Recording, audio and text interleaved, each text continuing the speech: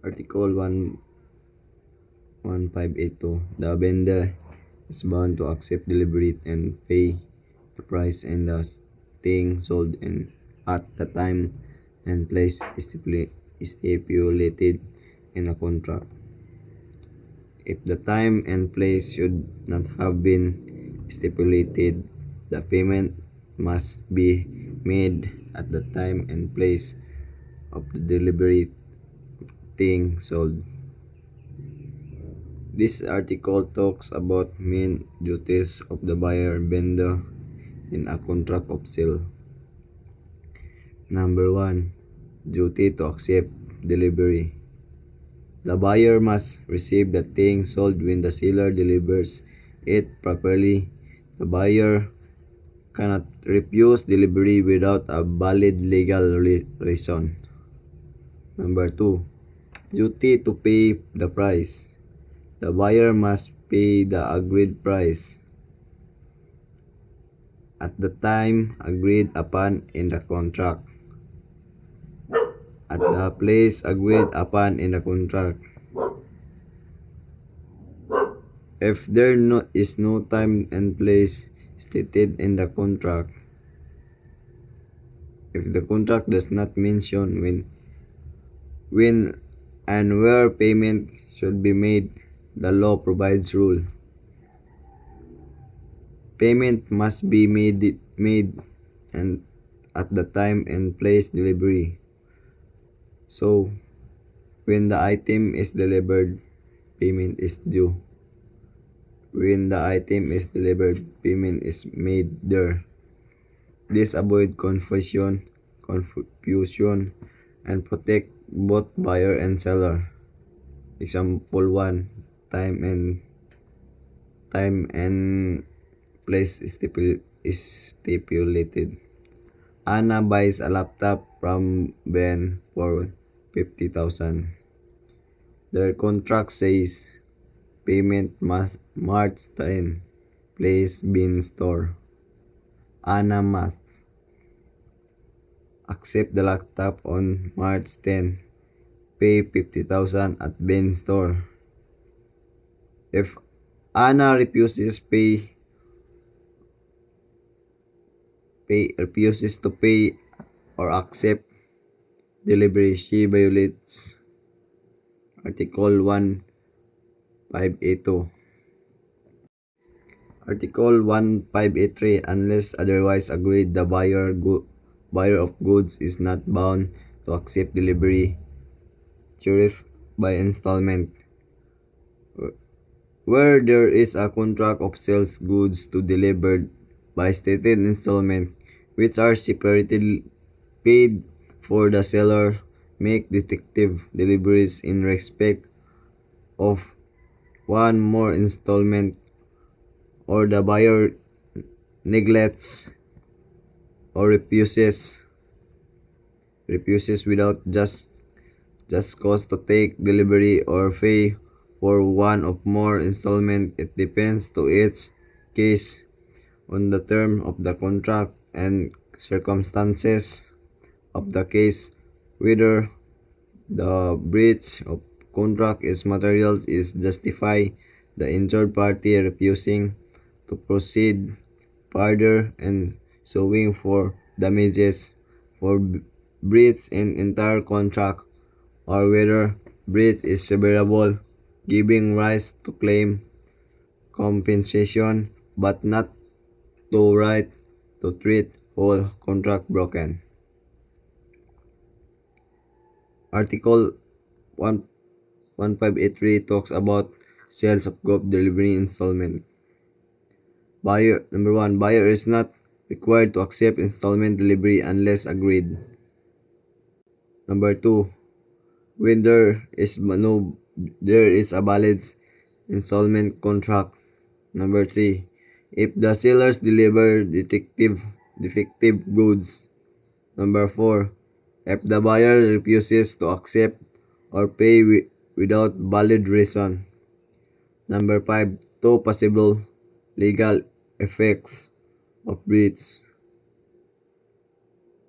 Materials severable. Example, minor breach. A seller agrees to deliver 100 sack of rice, 20 sack every for every weeks for 5 weeks. Buyer pays per delivery. In the 2 weeks, the seller deliver 18 sacks of instead of 20, but correct in the next week. This is minor breach. Buyer cannot cancel the whole contract. Buyer must price adjustment or damages. Article 1584.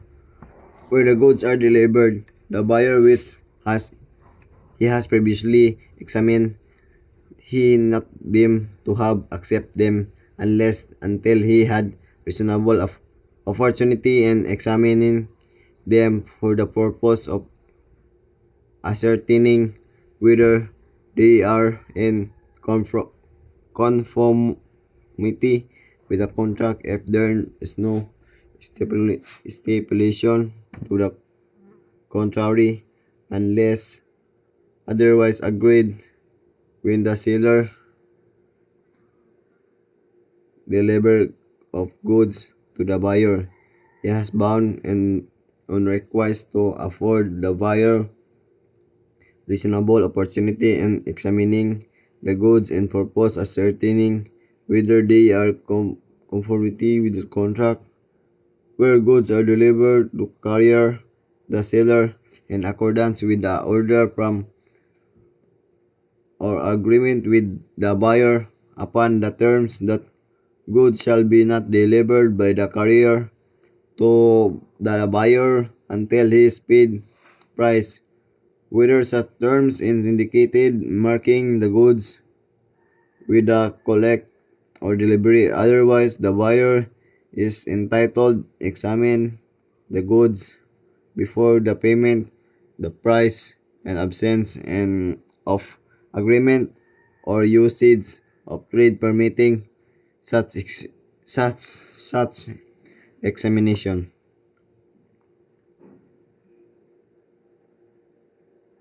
1.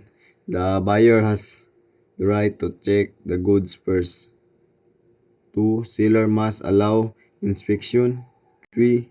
Exception cash on delivery.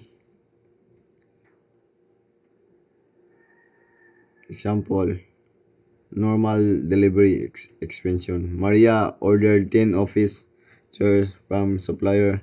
She did not see them before the delivery. Oh, okay. Article 185. The buyer is deemed to have accept the goods when in 10 minutes meets the seller that he accept them, or when the goods have been delivered to him and he does any relation to them which is inconsistent with the ownership of the seller, or when after the lapse of reasonable time he retained goods and intimating to the seller that he rejected them. Article 1585 explains when the buyer is considered to have accepted the goods in the contract of sale. Once a buyer considered to have accepted, he can longer freely reject the goods, and his obligation start like paying the price. According to the law, acceptance happens in three main ways. Number 1, express acceptance. Number 2, acceptance by acts inconsistent with the seller's ownership. Number 3, acceptance by the silence after the reasonable time.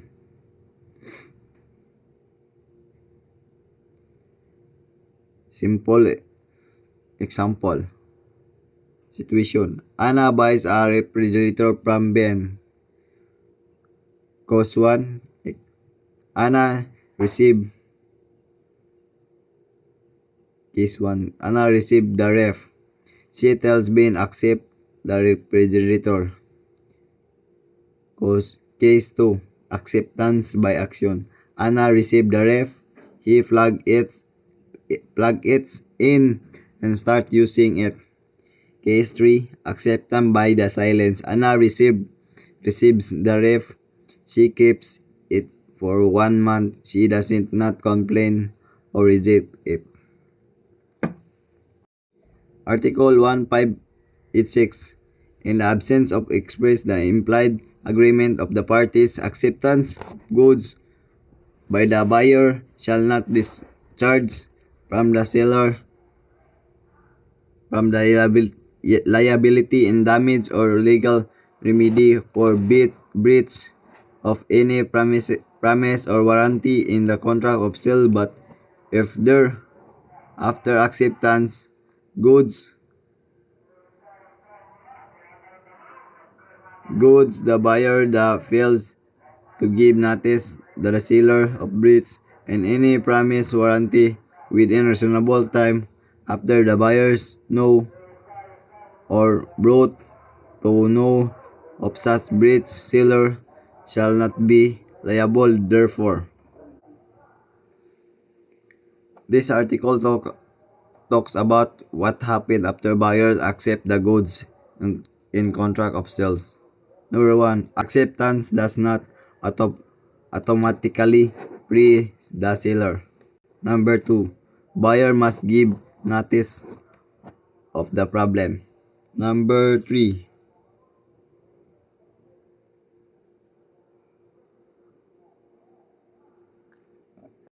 Article 1587. Unless the otherwise agreed where goods are delivered to the buyer and him refuses to accept them, having the right to do he is not bound to return the seller, but he sufficient if he if the seller that he refuses to accept them, if he voluntarily constitutes himself a depositary,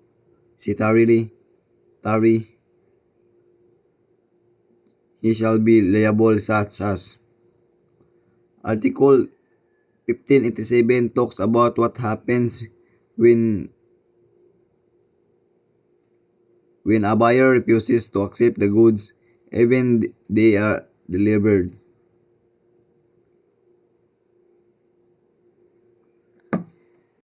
Article 1588.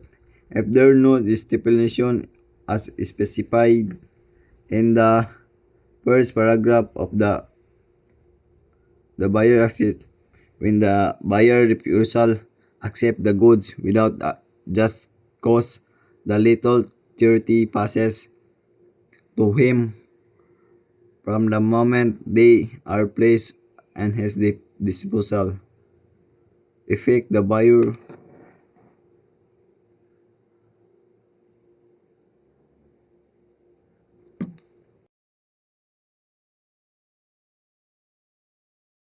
Article 1589. The vende shall owe own interest the period between the delivery of the thing and payment of the price in the following cases. Number 1. Should it been so stipulated. Number 2. Should the thing sold and delivered produce fruits and income. Should he been in default from the time judicial and extrajudicial demand of payment of the price. When the buyer has not paid in the interest price. Number 2. The 3 cases contemplated. Number 3. Rule monetary obligation. Article 1590. Should the vendor disturb the position of ownership of the thing acquired or should be have reasonable grounds for the fear such disturbance by a vindicatory action for foreclosure or mortgage, he may suspend the payment of the price until the vendor has caused the disturbance or danger cease unless the latter gives the security of the return of the price in proper case, or it been stipulated that notwithstanding any such contingency, the bende shall be bound to make the payment.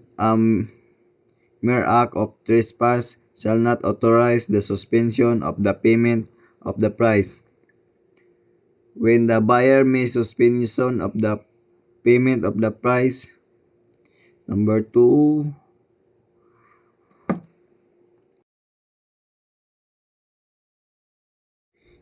1591. Show the vendor has reasonable ground to the loss of immovable property sold and its price, he may immediately sue for the rescission of sales. Should such ground not excess the provision of Article 91 shall be observed. When the seller may immediately sue the rescission of the sale. Example, rule number 2, rule is the never grow excess. Example, scenario, Juan sells his Maria for 5 million. Maria promised to pay installment, but Juan learns she might sell the house to some else by paying fully.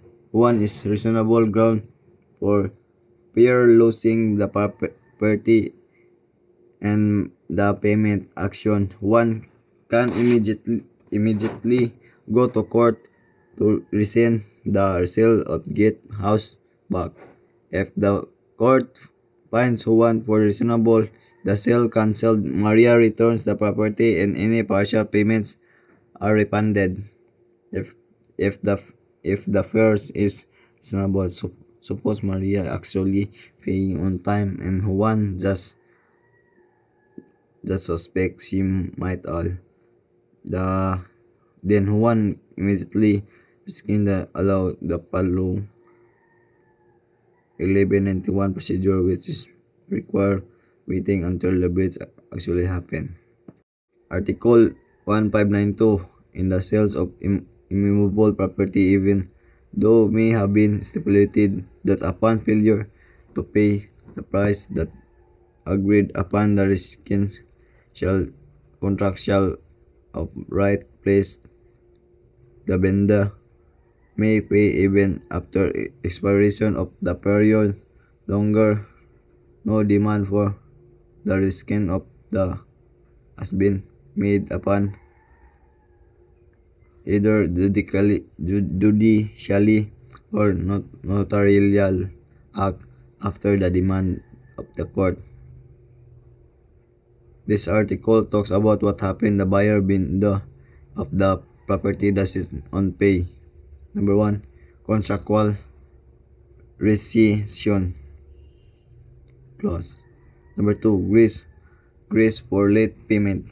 Number 3, after the demand. Number 4, purpose. Example, Anna sells a house for Ben 1 million. The contract say payment must be on December 1, 2026. If not, the sale is automatically cancelled. Ben cannot pay on December 1. Scenario, Anna has yet demanded cancellation. Ben can still pay after December 1 and keep in the house. Article 1593. With the respect of movable property, the rescission of the sale shall of the right take place in interest of vendor if the vendor upon the expiration of the period fixed the delivery of the thing should not have offered to receive it, or having offered, he shall not tender the price and time unless a longer period has been stipulated.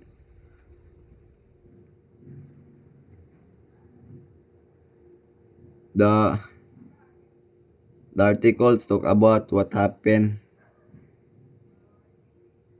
decision of sales of property, example of articles, right, not obligation resin.